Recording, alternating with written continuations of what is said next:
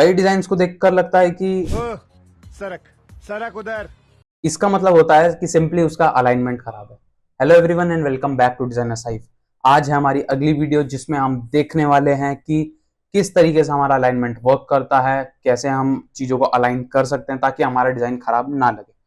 सीधे चलते हैं स्क्रीन पे एंड स्टार्ट करते हैं आज की वीडियो। सो एज यूजुअल मैंने एक अनटाइटल्ड वन नाम से प्रोजेक्ट क्रिएट कर लिया है। इसमें मैं सिंपली ना कुछ ऐसे करके स्क्वायर्स बना लेता हूँ, कुछ कॉपीज बना लेता हूँ इन स्क्वायर्स की। अभी ना ये बहुत ज्यादा स्कैटर्ड है। अब अगर मुझे इसे अलाइन करना है तो मैं सिंपली क्या करूंगा, एक किसी भी ऑब्जेक्ट पे क्लिक करूंगा, राइट साइड में देखूंगा अपीयरेंस के जस्ट नीचे हमारे को अलाइन नाम से ऑप्शन मिलता है। ठीक है, इस अलाइन में क्या है, अभी ना ये आर्ट बोर्ड के साथ अलाइन होगा। जब हमारा एक ऑब्जेक्ट सिलेक्टेड होता है तो ये आर्ट बोर्ड के साथ उसे अलाइन करता है। मैं इसका थोड़ा कलर चेंज कर लेता हूँ, इसे ब्लैक कर देता हूँ। सपोज इसको जैसे मैं अलाइन करता हूँ, जैसे है अलाइन टू लेफ्ट, क्लिक करा तो देख रहे हो वो कहाँ जाके इस आर्ट बोर्ड पे जाके बैठ गया।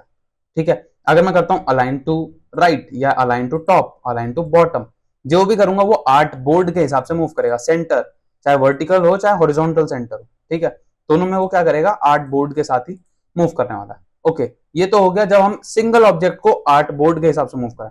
बट व्हाट इफ हम कोई चीज बना रहे हैं जिसमें हमारा आर्ट बोर्ड इतना बड़ा रोल प्ले नहीं कर रहा, ठीक है, तो हमारे को क्या चाहिए होगा कि भाई वो किसी और के साथ अलाइन हो, ऑब्वियसली किसी दूसरे ऑब्जेक्ट के साथ ही अलाइन हो।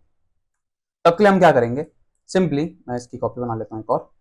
ओके, मैं इन दोनों ऑब्जेक्ट्स को सिलेक्ट करता हूं, ठीक है, और यहां पर मैं सिंपली कोई सा भी अलाइन पे क्लिक करूंगा ना, तो ये दोनों ऑब्जेक्ट्स मूव होंगे एंड अलाइन होंगे। जैसे मैं हॉरिजॉन्टली अलाइन करता हूं तो देख रहे हो दोनों अपनी स्पेस से आधा कदम वो चला, आधा कदम वो चला, दोनों एक दूसरे के सामने आ गए। ठीक है, व्हाट इफ मैं चाहता हूं कि इनमें से सिर्फ एक ऑब्जेक्ट मूव करे, एक अपनी जगह पर रहे। जैसे जो ये ऊपर वाला रेक्टेंगल है ना, मुझे लग रहा है ये सही है, ये अपनी जगह पर से मूव नहीं होना चाहिए, तो मैं सिंपली क्या करूंगा, मैं उस पर एक बार फिर से क्लिक कर दूंगा।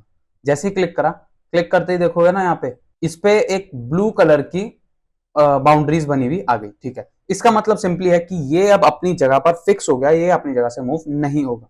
अब मैं कोई सा भी अलाइनमेंट के ऑप्शन को यूज करता हूं तो देख रहे हो दूसरा वाला जो स्क्वायर था वो ही मूव करके गया। ठीक है, चाहे मैं इसको ऐसे अलाइन करूं, ओके, चाहे मैं टॉप अलाइन करूं चाहे बॉटम अलाइन करूं, कैसे भी अलाइन करूंगा ना लॉक करने के बाद, तो सिर्फ वही वाला जो हमारा स्क्वायर है वो मूव करेगा।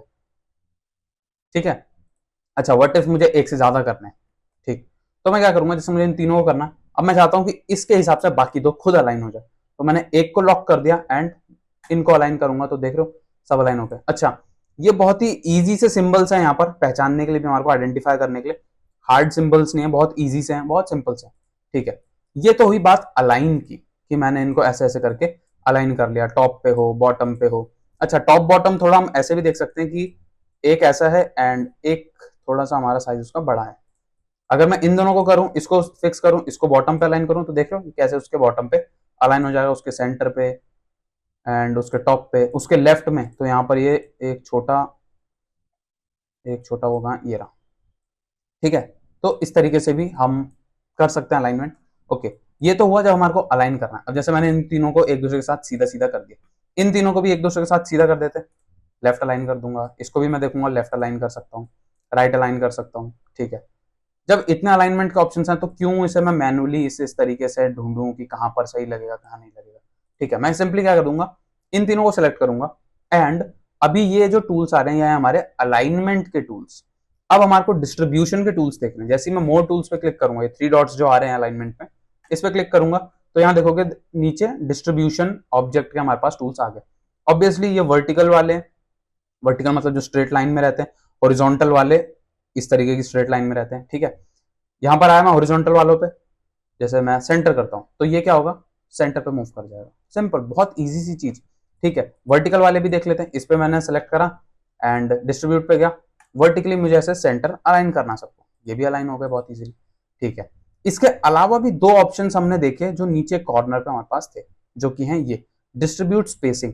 इस पे मैं क्लिक कर रहा हूं ना तो अभी कुछ नहीं हो रहा, क्योंकि ऑब्वियसली ये ऑलरेडी स्पेसिंग इनकी परफेक्ट है। मैं क्या करता हूँ, एक को फिक्स कर देता हूँ उसी की जगह पर, सिंपली क्लिक करा, इसको फिक्स कर दिया उसकी जगह पर। अब जब मैं जाऊंगा तो यहां पर देखोगे ये मेरे पास वैल्यू ऐड करने का ऑप्शन आ गया खुद से। सपोज मैं यहां पर वैल्यू ऐड करता हूं 30 एंड एंटर प्रेस करता हूं, सॉरी एंटर की जगह मुझे डिस्ट्रीब्यूट प्रेस करना था, तो देखोगे क्या हुआ, वो जितना गैप था वो हटा के वो 30 पिक्सल्स का उन्होंने एक दूसरे के बीच में गैप रखा, वो ऑटोमेटिकली क्लोज आ गए। ओके, अगर मैं 30 को चेंज करके 300 कर देता हूँ एंड देन डिस्ट्रीब्यूट करता हूँ, वो गैप इवनली फिर उसी हिसाब से चेंज हो जाएगा। सेम मैं सबके साथ कर सकता हूँ, क्योंकि अब मुझे पता है मैथमेटिकली हम चल रहे हैं, तो मैं ऐसे करके इसे चेंज कर लूंगा। फिर से इसको फिक्स रखेंगे, इस पे जाऊंगा एंड इसको भी ऐसे में कर लूंगा। देख रहे हो सबके बीच में इक्वल डिस्टेंस सब कुछ आ गया। ओके, अब इनको भी थोड़ा इस तरीके से, ये तो ठीक ही है, ये भी ठीक है। अच्छा, इन तीनों को भी चेंज करना है, इन तीनों को भी चेंज कर सकते हो। सेम वही जाओगे उसी ऑप्शन पे, एक को फिक्स कर लो एंड देन अभी तक हम कैसे कर रहे थे, अभी तक हॉरिजॉन्टल वाले को कर रहे थे, अब वर्टिकल वाले को कर लेंगे। अब 300 इन वर्टिकल, इन तीनों को सिलेक्ट करूंगा, एक को फिक्स करेंगे and then again 300 in vertical. इस तरीके से हम इन चीजों को अलाइन कर सकते हैं। थोड़ा बहुत मैन्युअली भी जाना पड़े कोई प्रॉब्लम नहीं, बट अगर हमारे को कहीं पर ऐसा होगा जहाँ पे थोड़ा कैलकुलेटेड रिस्क लेना है या इस तरीके से चलना है, तो वहां पर भी अब हम काम इजीली कर सकते हैं। ठीक है, अभी तक ये बहुत ज्यादा स्कैटर्ड था, अब ये कंपैरेटिवली थोड़ा कैसा हो गया, ऑर्गेनाइज्ड हो गया। ठीक, सबको सेलेक्ट करके सेंटर एंड सेंटर, लो सब एक के ऊपर एक पाइल अप हो गए। बहुत छोटी सी, बहुत सिंपल सी क्लास, सिंपली हमने देखा अलाइन कैसे कैसे हम अलाइन करते हैं, left align, right align, centre, horizontal हो चाहे वर्टिकल हो, दोनों सेंटर्स हम अलाइन इसमें कर सकते हैं। ठीक है, उसके अलावा हमने देखा डिस्ट्रीब्यूशन, कैसे हम डिस्ट्रीब्यूट करते हैं स्पेस इवनली। अलाइनमेंट बहुत इंपॉर्टेंट है, ऑफ कर सकता है किसी भी डिजाइन को अगर थोड़ा भी टेढ़ा मेढ़ा हो जाए। ठीक है, बाकी मिलते हैं अगली वीडियो में अगले टॉपिक के साथ, तब तक के लिए बाय बाय एंड प्रैक्टिस करो।